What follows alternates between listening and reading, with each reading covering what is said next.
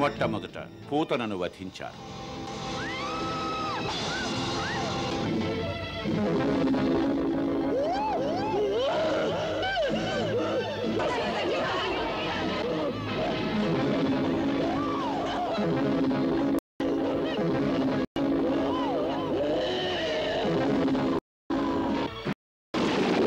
ఆ తరువాత కాకాసురుడు తృణావర్తులను నాశనం గావించారు.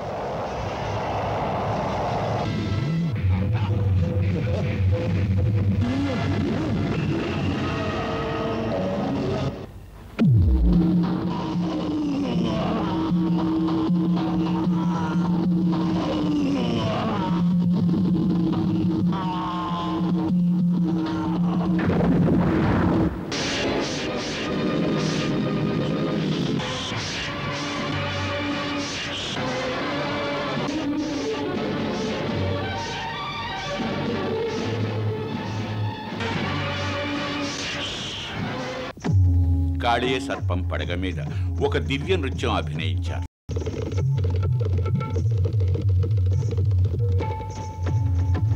భక్తులు అదే రూపాన్ని తలుచుకుంటూ, అదే రూపాన్ని ఊహించుకుంటూ వారి పూజలు చేస్తున్నారు. ఆ సూరదాసు ఆ కల్పనలోనే పరవశించి ఆనందంతో గానం చేశాడు. అద్భుత ప్రేమలీలను జరిపారు. స్వాగతం కృష్ణయ్య గారు. ఇక నువ్వు రాధగా మారిపో. యదా యదా హి ధర్మస్య గ్లానిర్భవతి భారత అభ్యుత్థానం అధర్మస్య తదాత్మానం సృజామ్యహం.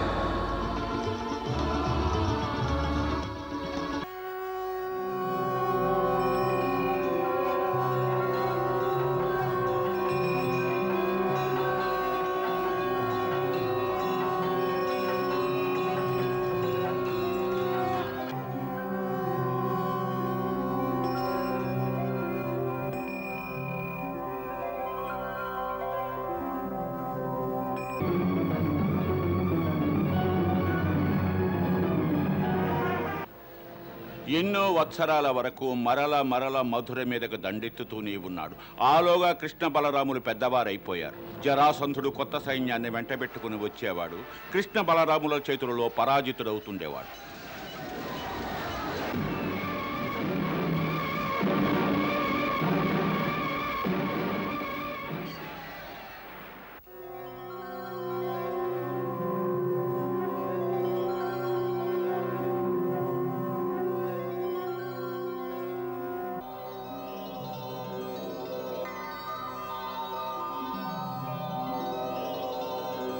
భగవాను శ్రీచరణములకు నా ప్రణామములు.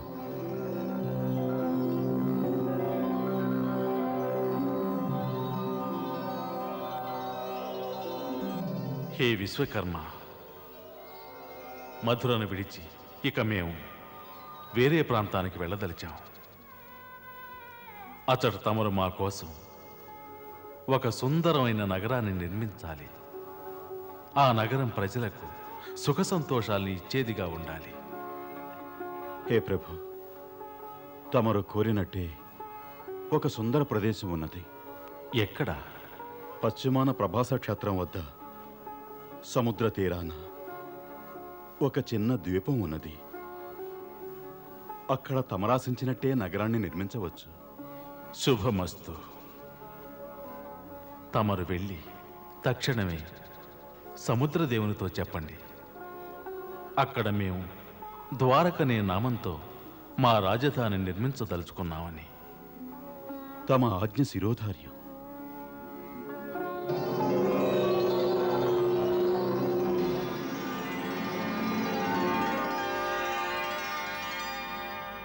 హే మహాశయ, హే రత్నాకర, ఈ విశ్వకర్మ ప్రణామాలు స్వీకరించండి. దేవశిల్పి, తమకు స్వాగతం. హే మహాశయ, భగవానుడు శ్రీకృష్ణుని వారి ఆజ్ఞానుసారం తమను ప్రార్థించాలని వచ్చాను. వారు ఈ సేవకుణ్ణి ఈ కుశల ప్రాంతాన వారి కోసం నగరాన్ని నిర్మించాలని ఆదేశించారు. అందుకే తమను ప్రార్థించాలని వచ్చాను. తమ జలాలను వెనకకు తరలించి కృపతో కొంత భూమిని ప్రదానం చేయండి. వారు ఇది కూడా సూచించారు, ఈ పృథ్వీపై వారి అవతారం సమాప్తమై గోలోకానికి వెళుతూ ఈ భూమిని తమకు తిరిగి ఇచ్చివేస్తారట. తమ ఆజ్ఞ.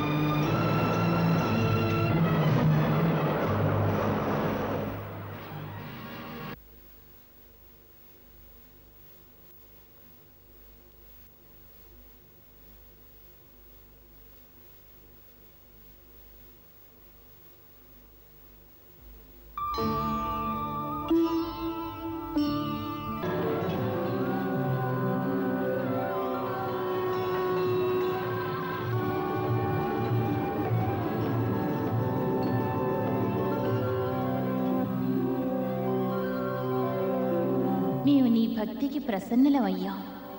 వరం కోరుకో, వెంటనే తీరుస్తాం. హే మాత, ఏ ప్రాణైనా ఈ ప్రపంచంలో ఎటువంటి కార్యాన్ని సాధించాలన్నా కేవలం శక్తి ద్వారానే చేయగలరు. హే మాత, భగవానులు శ్రీకృష్ణుల వారి ఇచ్ఛానుసారం వారి కోసం ఒక నగరాన్ని నిర్మించాలనుకుంటున్నాను. కనుక ఈ కార్యం తమ కృప లేకుండా ఎలా సాధ్యమవుతుంది?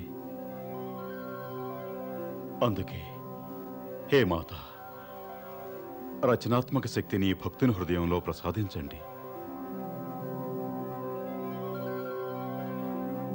నన్ను తమ బిడ్డగా ఎంచి తమ రూపకల్పనా శక్తి ద్వారా నా మనోమందిరంలో ద్వారకానగర చిత్రాన్ని చిత్రీకరించండి మాత. అదిగాంచి భగవానులు ప్రసన్నులు కావాలి. అవును మాత, తమరే ఈ కార్యాన్ని సఫలం చేయాలి. హే మాత, కల్పనా శక్తిని ప్రసాదించండి. తథాస్తు.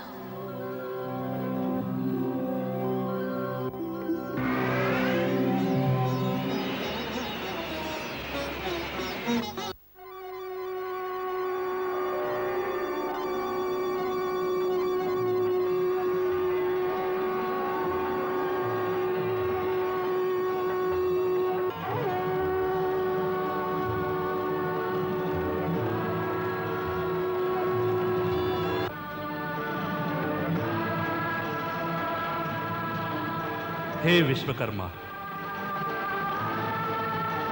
దేవరాజు ఇంద్రులకు విశ్వకర్మ ప్రణామాలు.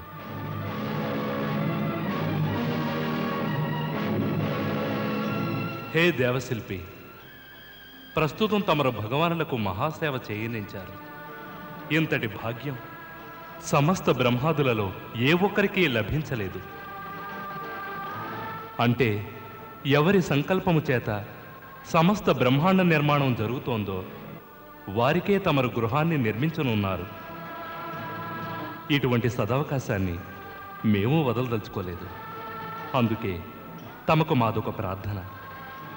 తమరు చేయనున్న ఈ మహత్కార్యంలో సహకరించే అవకాశాన్ని తమరు మాకు కలిగించాలి. దేవరాజా, ఆజ్ఞ ఇవ్వండి. ఏమిటి తమ ఇచ్ఛ? మా అమరావతి పట్టణంలో సభామందిరంలో దేవతల సభ జరుగుతూ ఉంటుంది. ఆ సభామందిరంలో ఉన్నంత వరకు ఏ ఒక్క ప్రాణికి ఆకలి దప్పులు ఉండవు, వృద్ధాప్యము దరికిరాదు. ఈ మత్స్యలోకపు నియమాలు స్వర్గంలో వర్తించవు. ప్రస్తుతం మా అభీష్టం ఒక్కటే, స్వర్గంలోని ఈ సుధర్మ మందిరాన్ని భగవానుని సేవ కోసం ద్వారకలో స్థాపించాలి. అందుకే మేము మా సుధర్మ మందిరాన్ని స్వర్గం నుంచి మా వెంట తీసుకొచ్చాం.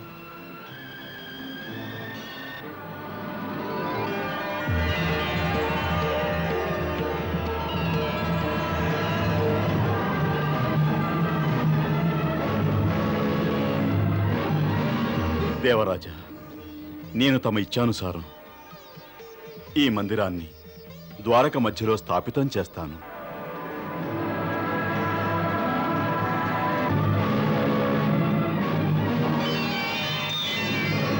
హే విశ్వకర్మ, మాదొక ప్రార్థన. దేవతల కోశాధ్యక్షులు యక్షరాజ కుబేరులకు విశ్వకర్మ ప్రణామములు. సెలవేయండి, తమ ఆదేశం ఏమిటో? మేము కూడా భగవానుని శ్రీచరణములకు మా సేవను అర్పించదలుచుకున్నాం. అందుకని మేమీ అక్షయ పాత్రను ద్వారకా నగరముపై గగనతలమున ఉంచడానికి వచ్చాం. ఇందుచేత ద్వారకాపురిలో నివసించే ప్రజల యొక్క గృహములలో ఇకపై ఏ వస్తువునకు గాని సంపదకు గాని కొద ఉండదు.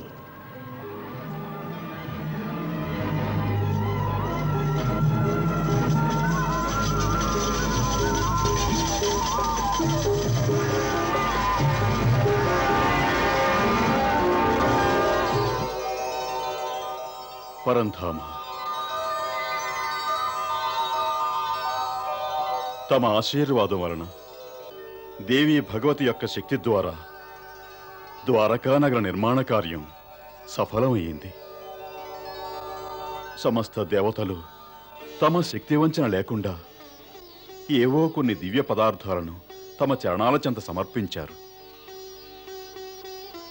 దేవరాజు ఇంద్రులు తమ సుధర్మ సభను స్వర్గం నుంచి తెచ్చి ద్వారకలో స్థాపించారు పరంధామ. కుబేరులు దేవతల అక్షయపాత్రను బహుకరించారు. ఆ అక్షయపాత్రను ప్రస్తుతం ద్వారకలోని ఆకాశంలో స్థాపితం చేశాను పరంధామ. హే విశ్వకర్మ, మేము తమరి సేవలకు అతి ప్రసన్నులమయ్యాం. ఎప్పటి వరకు ఈ ధరిత్రిలో ద్వారకా నగరపు నామం ఉంటుందో అప్పటి వరకు ఈ ధరిత్రిలోని సమస్త శిల్పులు తమని తమ భగవంతునిగా భావించి తమకు పూజలు చేస్తారు. ఇప్పుడే మధురవాసులందరినీ అక్కడికి పంపే ఏర్పాటు చేయండి. క్షమించండి పరంధామ, ఇప్పుడు మధురలో శత్రుసేనలు నలుదిశలా జాగరూకులై ఉన్నారు.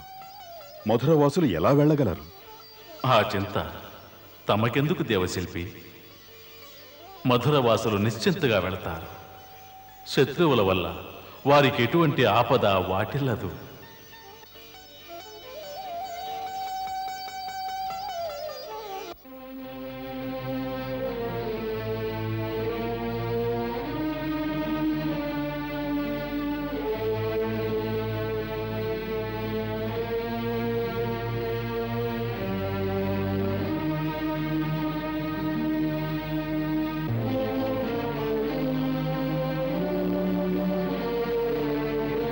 ప్రభు, రమ్మని ఆజ్ఞాపించారా?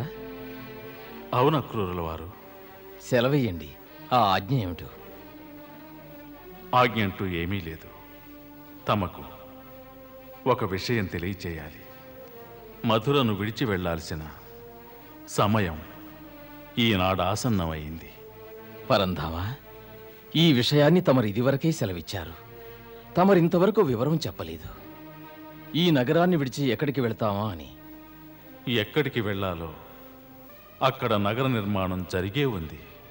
మనం ఇక్కడి నుంచి ఎలా వెళ్ళగలం? ఈ నగరానికి 4 దిశలా శత్రువులు కాసుకూర్చున్నారు.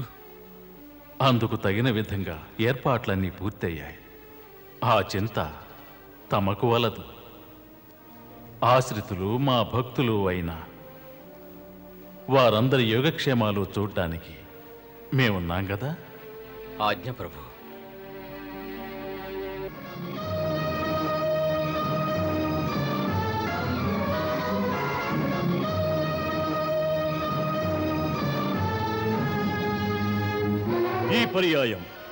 ఈ పర్యాయం మేము యుద్ధం చేయం.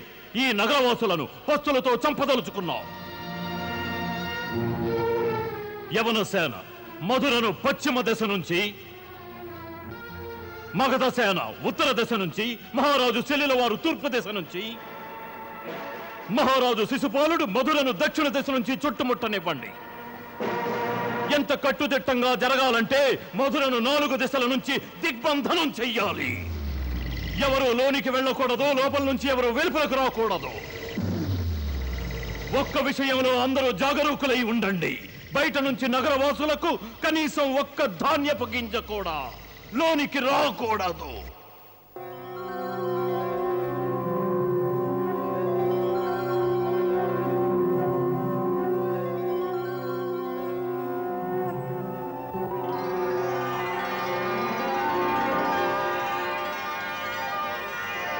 తమ శ్రీచరణములకు మోహమాయ ప్రణామములు.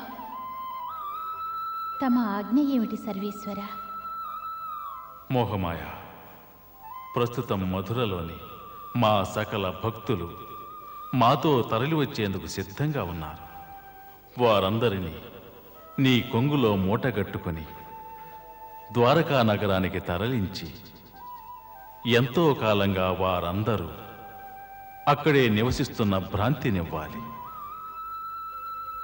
ద్వారకా నగరిలో నివసించే సకల జీవరాశి యొక్క మనోభీష్టాలేమిటో నీవు తెలుసుకొని వాటన్నిటినీ నెరవేర్చు.